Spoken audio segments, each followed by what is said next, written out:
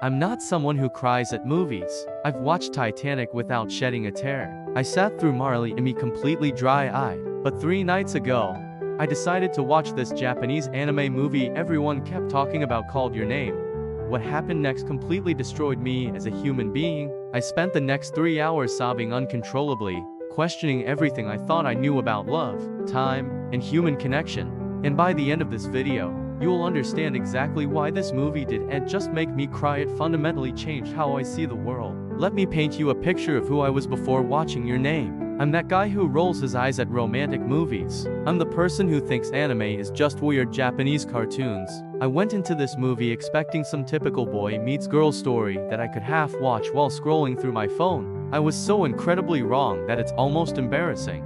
The movie starts simple enough: a teenage girl named Mitsuha living in a boring rural town, dreaming of life in Tokyo. A teenage boy named Taki living his busy Tokyo life, working part-time and barely keeping up with school. To completely different worlds, to people who should never meet. But here's where it gets weird, and trust me, you need to stay with me because what happens next will blow your mind. They start switching bodies. But before you think, oh great, another body swap comedy, let me tell you why this is different from anything you've ever seen. This isn't some wacky comedy where they learn life lessons and everything works out. This is something much darker, much more beautiful, and infinitely more heartbreaking. When Mitsuha wakes up in Taki's body in Tokyo, she's not just experiencing city life, she's experiencing a completely different existence. When Taki wakes up in Mitsuha's body in her small mountain town, he's not just visiting the countryside, he's living a life that feels more authentic than his own. But here is what destroyed me in the first 30 minutes. They start leaving notes for each other. Phone memos, writing on each other's hands, messages that fade with time. And through these tiny fragments of communication, they begin to care for each other in ways that shouldn't be possible. They're improving each other's lives, helping each other grow, falling in love with someone they've never actually met. I remember thinking, this is cute, I get it. They're going to meet and fall in love. I had no idea I was about to be emotionally obliterated. Because then the switching stops completely, and Taki discovers something so devastating about Mitsuha that it made me pause the movie and just sit in silence for 10 minutes. The comet that's been this beautiful background element throughout the entire movie, it hit Mitsuha's town 3 years ago. 3 years before Taki was even switching bodies with her. Mitsuha has been dead this entire time. The girl he fell in love with, the person who made him a better version of himself, the soul he connected with on a level deeper than anything he ever experienced, she died before they ever had a chance to meet.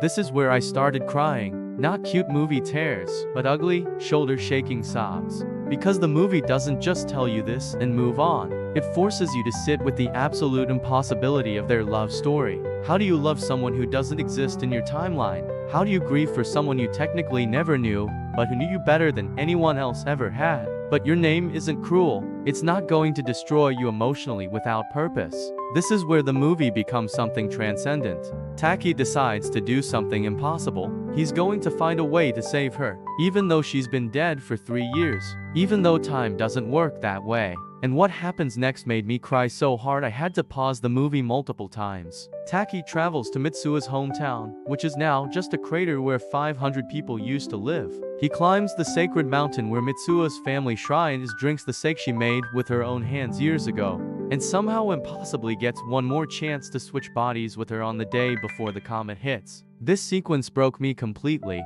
Watching Taki in Mitsuha's body, trying to convince her friends and family that they need to evacuate the entire town, knowing he has just hours to save everyone, it's the most desperate, beautiful thing I've ever seen. But even that's not the most devastating part. The most devastating part is when Mitsuha and Taki finally meet, not through body switching, but face to face, in the twilight hour when day becomes night and their timelines briefly overlap. For exactly 3 minutes, they can see each other, touch each other, exist in the same moment despite being 3 years apart. And in those 3 minutes, they make a promise that will either save everything or destroy both of them forever. But there's a catch that made me sob for another hour straight. They start forgetting each other. As soon as their timelines separate again, their memories begin to fade.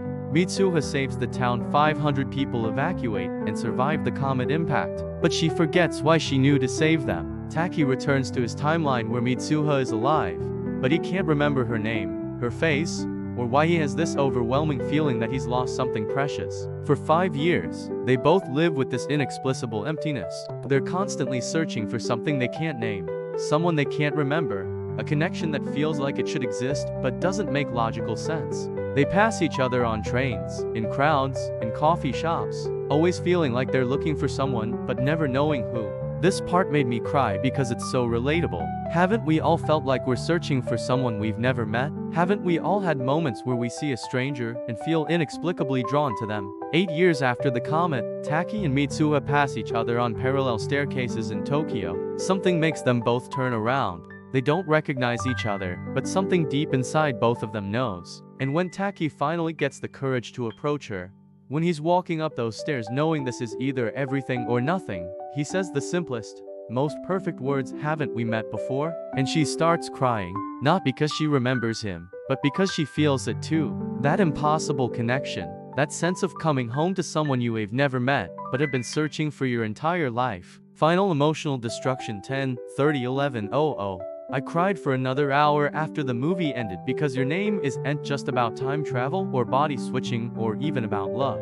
It's about the idea that some connections transcend logic, time, space, and memory. It's about the faith that if something is meant to be, it will find a way to exist, even against impossible odds. This movie made me believe in soulmates, not in a cheesy romantic comedy way, but in a deep, spiritual, some people are meant to find each other across any distance way.